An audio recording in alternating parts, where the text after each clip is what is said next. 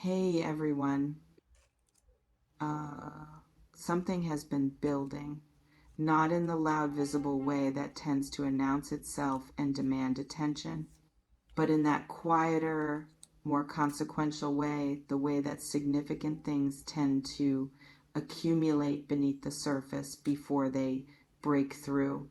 And if you have been feeling in recent experience a particular quality of readiness without quite being able to name what you are ready for, a sense that something is approaching a point of arrival, that a long arc is reaching towards something, then this reflection may be speaking directly to exactly that feeling, because what is present here is not the energy of something beginning from nothing. It is the energy of something that has been in motion for a long time, finally approaching the moment when its motion becomes undeniable, when what was quietly building becomes visibly, tangibly real. If this found you today, I think the part of you that has been quietly tracking something, sensing something, feeling something approaching without being able to fully name it, already knows that this moment matters. A theme appearing strongly in this reflection is the energy of convergence. The particular experience of multiple threads of effort, of growth, of choices made and directions honored, arriving at the same point simultaneously, not because it was engineered that way, not because someone planned the timing, but because that is how genuine accumulation tends to work. It builds and builds in the background of ordinary life, following its own internal logic until it reaches a kind of critical density where everything that was separate begins to connect, where the pieces that felt isolated begin to reveal the larger picture they were always part of. And the experience of that convergence, when it finally arrives, tends to feel almost startling in its completeness, like suddenly seeing an image that was always present in a pattern you had been staring at for a long time without being able to resolve it. And this is precisely what makes moments of convergence so distinct from ordinary good fortune. Ordinary good fortune arrives from outside, lands, and is received by whoever happens to be present. Convergence arrives as a meeting between what has been building on the inside and what is becoming available on the outside, between who a person has genuinely been becoming and what the world is now capable of reflecting back to them. It is a kind of resonance between the interior and the exterior, between the work and its recognition, between the direction held privately and the destination beginning to emerge visibly. And that resonance, when it is genuinely felt, produces an experience of alignment that is qualitatively different from anything that arrives purely from external circumstance. It produces the sense of being in the right place, not just because circumstances are favorable, but because you have become the right person to be in it. An energy that may be present for many of you is the particular quality of joyful disorientation that belongs to a moment when reality exceeds expectation. Not the cold disorientation of something unwanted arriving, but the warm, slightly breathless quality of something arriving that is better, more aligned, more complete, more genuinely suited to who you have become than the version of it you had allowed yourself to imagine. And this is worth sitting with, because the tendency to manage expectation downward to protect oneself from disappointment by not allowing the full scope of a hope to be consciously held is one of the more common and more understandable habits that people develop in the wake of previous disappointments. But it is also a habit that can, if unchecked, cause a person to receive something genuinely wonderful at a fraction of its actual available depth, because the armor built to protect against disappointment doesn't discriminate. It manages incoming experience, generally reducing not only the pain of what doesn't work out, but also the joy of what does. A pattern worth noticing here is that surprise, genuine, good surprise, tends to find the people who have stayed open to it, not naively open, not without the wisdom that experience provides, but open in the deeper sense of having maintained beneath the reasonable protections a genuine willingness to be astonished, a genuine capacity to let something wonderful be as wonderful as it actually is, without immediately reaching for the mechanism that makes it smaller or safer or more consistent with what was expected. And an energy appearing here suggests that something genuinely worth being astonished by may be moving towards some of you right now. The question is whether you will let it land at its full size. And letting it land at its full size requires something specific. It requires the willingness to temporarily suspend the part of the mind that is already looking for the catch, the part that has been trained by experience to assume that good things tend to come with conditions or complications or timelines that make them less available than they first appeared. That particular vigilance, however understandable its origins, can become a kind of tax on incoming joy, a toll that every good experience has to pay before it is permitted to be fully received.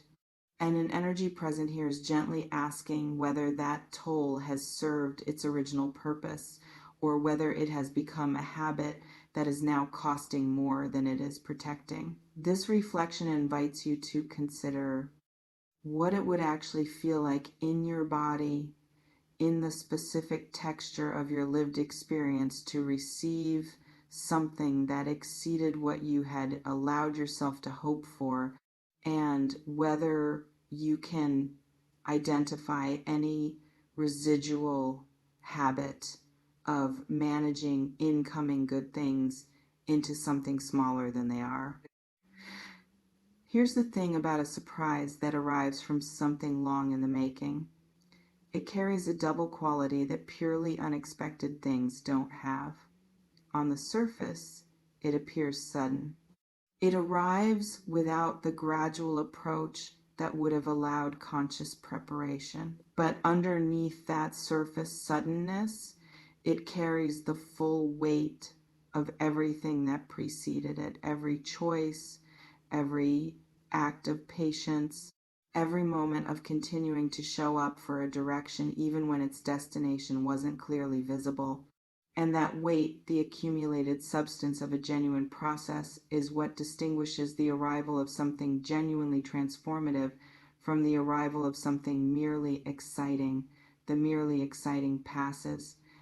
The genuinely transformative tends to stay because it is rooted in something real that was already present before it arrived. An energy that may be present here is the sense of that rootedness becoming visible. Something that was always there, always growing, always building, always moving toward this finally reaching the surface in a form that can be seen and felt and actually engaged with.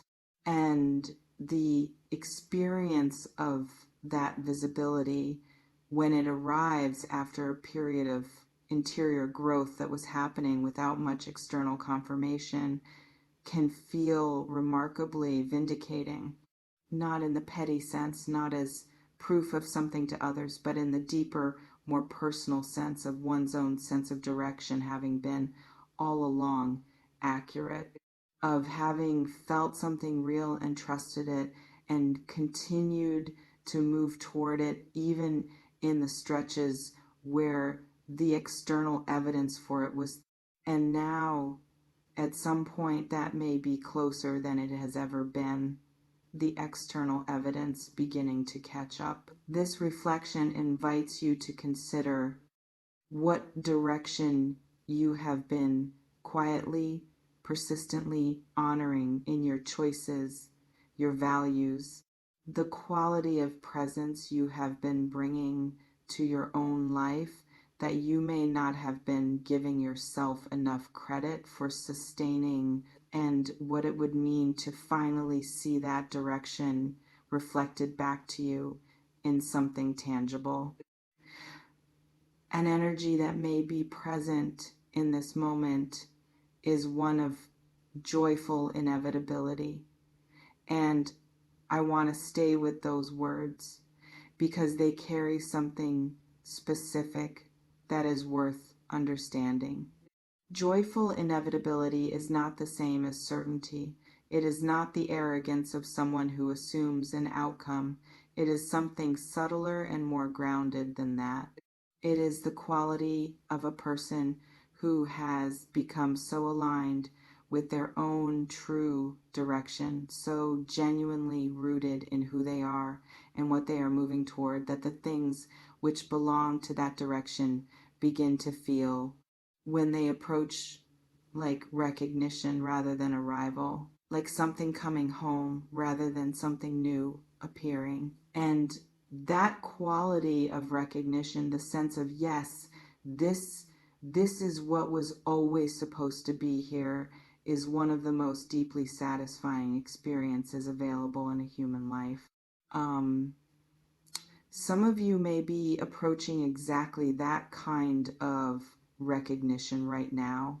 The moment when something arrives and the immediate response is not confusion or overwhelm or the urgent need to make sense of it, but simply, yes, there it is. I knew it was real. I knew it was coming. I didn't always know when or how, but I knew it was real. And here it is. And the feeling of that knowing, being confirmed of something that was internally true, being externally validated, is worth allowing yourself to feel in its full, unhurried, completely genuine depth. A theme worth sitting with here is what genuine transformation actually looks and feels like from the inside. Because the popular imagination of transformation tends toward the dramatic, toward the thunderbolt, the lightning strike moment that divides a life cleanly into before and after. But the most lasting transformations tend to arrive differently. They tend to arrive as the quiet recognition that something has already changed, that the shift happened somewhere in the background of ordinary life, without announcement, while attention was directed elsewhere. And the moment of recognition, the moment when the changed thing becomes visible, can feel sudden, even when the process that produced it was long and gradual. It can feel like a surprise, even though it was, in some deeper sense, entirely inevitable. This reflection invites you to consider what has already changed in you, in your understanding of yourself, in your relationship to what you want and what you are willing to accept and what you are ready to reach for, that you may not have been recognizing as the transformation it actually is. And this is where it gets genuinely, warmly exciting, because the convergence that is present in this reflection is not only interior, it is not only the story of a person who has grown and shifted and arrived at a more aligned version of themselves. It is also the story of that interior reality beginning to find its external expression. The inner world beginning to be reflected in the outer one, the things that have been true on the inside beginning to take visible, tangible, actually here form in the outside. And that particular movement from the interior to the exterior from the private to the shared, from the hoped for to the actual, is one of the most genuinely thrilling experiences available in a human life. It is the experience of a dream taking on weight, of a direction becoming a destination, of what was always real beginning to be undeniably, publicly, joyfully real. An energy appearing here is the suggestion that some of you are standing very close to exactly that kind of moment, where the distance between what you have been building on the inside and what is becoming visible on the outside is narrowing to a point where the two are about to meet.